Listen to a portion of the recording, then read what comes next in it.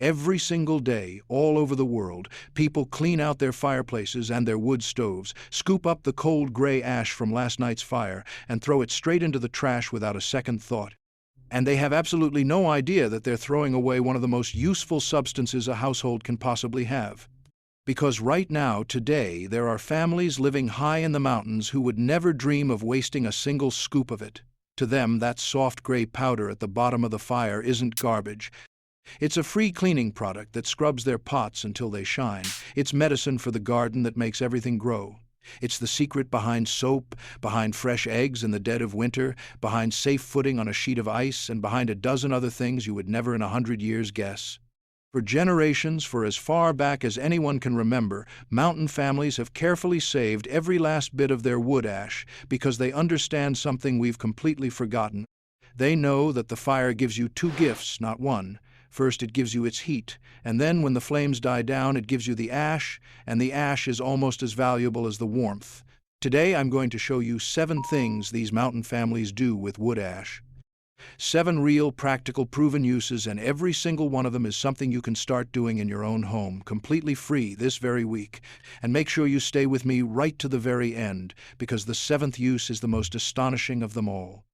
It's how these families take that humble pile of gray ash and turn it into something every household on earth needs, and something the rest of us drive to the store and pay good money for, over and over again. But all of that builds to the end, so let's start at the very beginning. But before we get into the 7 uses, let me ask you something, because I think it matters. When exactly did we decide that the things our grandparents valued were worthless? There was a time, and it really wasn't so long ago, when nothing in a household was ever wasted. When a careful, thrifty family found a use for every single thing they had, because they had no other choice, and because it was simply the right and sensible way to live. The mountain people still live that way today, and not out of poverty, but out of pure wisdom. They understand something the modern world has worked very hard to make us forget, that we've been trained to buy what we could easily make and to throw away what we could easily use. We've been turned into customers for things we could provide for ourselves, and wood ash is the perfect example of it. We burn the wood, we take the warmth, and then we toss the most useful part of it straight into the bin, and we climb in the car and drive to the store to buy the very things that the ash would have given us for absolutely nothing. It's almost funny when you stop and think about it. So if you've ever had the feeling deep down that there's something badly wrong with how wasteful and dependent we've all become, that the old, thrifty, self-reliant way of doing things was quietly, genuinely better, then do me a favor, subscribe and stay right here with me. Because digging up this kind of forgotten, practical know-how before it disappears for good is exactly what this whole channel is about. All right, let's get into those 7 uses, starting with the simplest one of all. The first thing mountain families do with wood ash is use it to clean, and it works astonishingly, almost unbelievably well. Now, I know how that sounds. How on earth can a dirty gray powder from the bottom of the fire actually clean anything at all? Surely it would just make more mess. But here's the secret, and once you understand it, the whole thing makes perfect sense. When you mix wood ash with a little bit of water, it becomes mildly alkaline. And alkaline is precisely what you need to cut through grease and grime and burnt-on food. It's the very same basic principle behind a great many of the cleaning products you buy in bottles at the store, except this version is completely free, and it's been sitting right there in your fireplace the entire time waiting. The mountain families take a damp cloth, dip it into fine, sifted ash, and use it to scour their pots and their pans, scrubbing away the burnt-on, greasy mess that plain water could never hope to shift. They use it to polish up dull, tarnished metal until it gleams like new old cooking pots, brass fittings, even silver. They clean the black soot and grime right off the glass of their oil lamps and the windows of their wood stoves with it, leaving the glass clear and bright. The fine, slightly gritty texture of the ash works as a gentle scouring powder, scrubbing away the dirt, while the alkaline nature of it dissolves and lifts the grease. Together, the two of them make a cleaning paste that costs you nothing at all and works as well as anything in a bottle. And here's exactly how you do it in your own home. Take cold ash, and only from a clean wood fire, never from anything with paint, plastic, or treated wood in it. Sift out all the big chunks and the charcoal, and keep just the fine gray powder. Dampen a cloth, dip it into the ash, and scrub away at your greasy pan, your tarnished pot, your sooty glass. Then rinse it well with clean water and watch it come up clean and bright. It is, quite literally, the original scouring powder, the one our great-grandmothers reached for every single day of their lives, long before anyone sold them a plastic tub of it. And while we're here, a little bonus from the same idea: that same ash, stirred into water and left to settle, makes an alkaline wash that the old folk used to help soak the dirt and grease out of laundry, too. But cleaning your pots is only the very beginning of what this gray powder can do, because the second use solves a problem that exists in almost every single home, and most people quietly spend money on it without ever even thinking about it. The second thing mountain families do with wood ash is use it to soak up odors and to pull moisture out of the air. And stop and think for just a moment about how much money we all spend on exactly this, usually without even noticing that we're doing it: the little boxes of powder we put in the fridge, the packets we tuck into the closet and the drawers, the sprays, the plug-in gadgets, the dehumidifier in the damp room, all of them designed to do one simple thing: absorb dampness and kill bad smells. Well, wood ash does that very same job, and it does it for free. Ash is naturally absorbent. It readily pulls moisture and odor right out of the air around it. And the mountain families know this trick inside and out. They keep a small open bowl of dry ash down in the cool cellar where they store their food, to keep the air down there dry and fresh and to stop that musty, damp smell from ever taking hold. They place little dishes of it in damp, stale corners of the house to freshen them up. They use it to take the sourness out of anything that's gone stale or musty. Some of them will even dust a little dry ash into smelly work boots or sweaty gloves and leave it overnight, so that by morning the ash has quietly drawn out the damp and the odor, and the boots are fresh and dry again, ready for another hard day. And here's how you put it to work in your own home. Starting today, take some dry, fine wood ash, put it in a small open bowl or an old sock or cloth bag, and set it in a damp cupboard, a musty basement, a closet that always smells a little stale, or anywhere that holds a bad odor. Just leave it there. It'll quietly get on with the job, absorbing the moisture and the smell out of the air, exactly the way the expensive shop-bought products do, except that this cost you absolutely nothing, and you were about 30 seconds away from throwing it in the bin. When it's done its work after a few weeks, just replace it with fresh ash from the fire. It's the kind of small, simple, money-saving habit that doesn't seem like much on any given day, but quietly adds up to real savings over the course of a whole year. But the third use is one you are going to be especially, deeply grateful to know the very moment that winter arrives and the cold sets in. The third thing mountain families do with wood ash is make icy paths safe to walk on, and this one is so useful it could genuinely save you from a serious fall and a broken bone. When the deep of winter comes and the path to your front door turns into a treacherous sheet of solid ice, most of us reach straight for the salt, but salt has real problems. It's surprisingly expensive when you're buying bag after bag of it all winter long. It slowly eats away at concrete, at stone steps, at the metal of your car and your railings, and it can poison the soil and kill the plants and the grass alongside the path where it washes off. Now, the mountain people live surrounded by ice and snow for many months of every year, far longer and far harder than most of us ever will, and they've worked out a much better way to handle it, and it's completely free. They simply scatter wood ash across the icy ground. And the clever thing is that it works in two completely different ways at the very same time. First, the gritty, sandy texture of the ash gives the soles of your boots something solid to grip onto its instant traction across the slick ice, so your feet don't fly out from under you. And second, because wood ash is a dark gray color, it absorbs the warmth of the sun far, far better than the bright white ice and snow does, which actually helps the ice underneath it to melt away noticeably faster whenever the sun comes out. So you get safe, grippy footing the very instant you scatter it, and you get faster melting on top of that. And here's the best part of all, the part that makes it better than salt in every single way. Unlike salt, the ash won't poison your garden, it won't rot your steps, and it won't eat your metal. In fact, quite the opposite. When the snow finally melts away in the spring, all that scattered ash simply soaks down into the ground and gently feeds the soil with nutrients, which leads us perfectly into its next use. Here's how to do it through the winter. Keep a covered bucket of dry wood ash right by your door, and the very moment the path ices over, just scatter a generous handful across the dangerous spots. It's simple, it's free, it protects your plants instead of poisoning them, and it might honestly save you from a nasty, dangerous fall.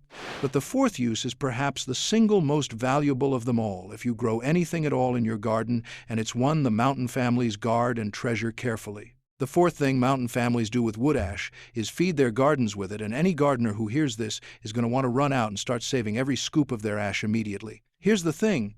Wood ash is genuinely rich in the very nutrients that plants are most hungry for. Above all, it's full of potassium, which is one of the key things plants need in order to grow strong and healthy and, crucially, to produce a good, heavy crop of fruit and vegetables.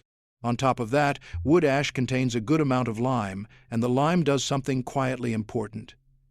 It sweetens soil that has turned too sour and acidic over time, gently raising it back up into the balanced range that the great majority of vegetables absolutely love to grow in. The mountain families understand all of this from long experience handed down to them. They scatter their wood ash over the garden beds and work it down into the soil before planting. They add it, a bit at a time, to their compost heap, where it enriches the whole pile. They sprinkle it carefully around their fruit trees and around the hungriest plants of all, like their tomatoes, which adore the potassium. It is, in effect, a completely free fertilizer and a free soil conditioner, delivered straight from the heart of the fire, and it's the very same kind of thing that the rest of us trudge into the garden store and pay real money for in heavy plastic bags. But here's where the deep mountain wisdom really shows itself, and this part is genuinely important, so listen closely. They do not just dump it everywhere, thoughtlessly and in great heaps. They know from generations of experience that a little goes a very long way, and that too much of it can actually do harm. And they know that certain plants, the acid-loving ones like blueberries, azaleas, and rhododendrons, don't want it at all, because the lime and the ash would push their soil in exactly the wrong direction for them. So they use it with care and with thought, a light, even scattering, worked gently into the soil around the plants that will benefit.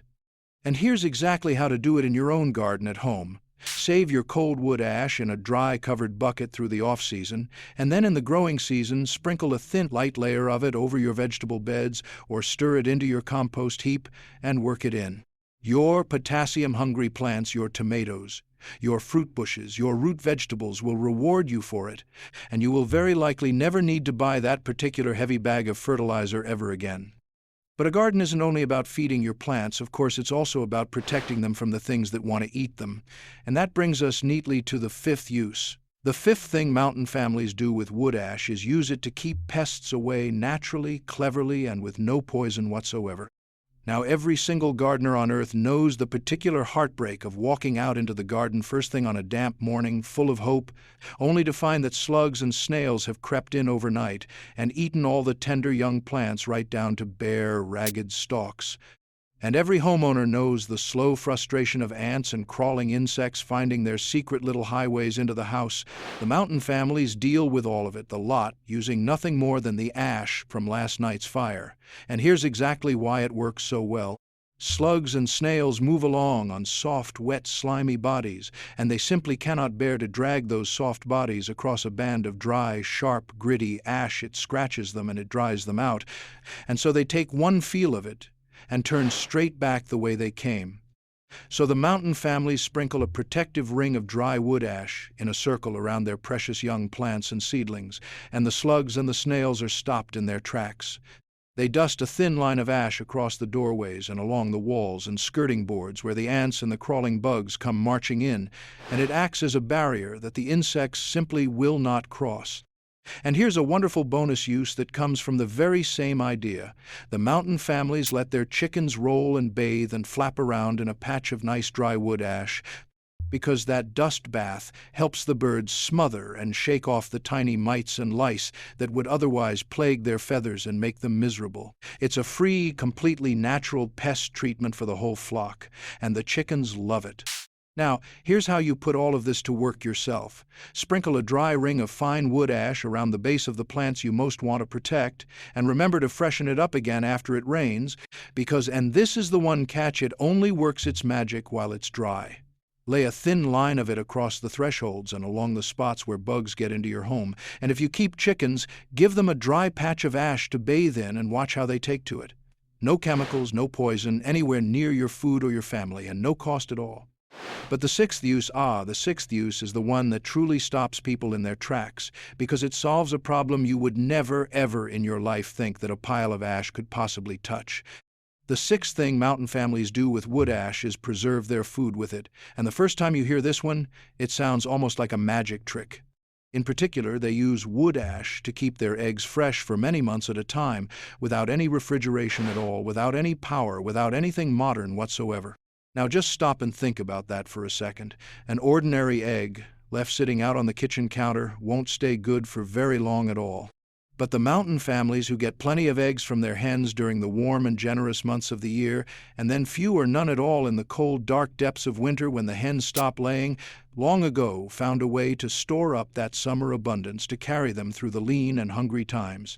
Here's what they do. They take their fresh eggs and they pack them very carefully into a box or a crock, completely surrounded and buried in dry wood ash, making sure the ash fills in every single gap and space so that no air at all can reach the surface of the eggs. And the ash does two things at once.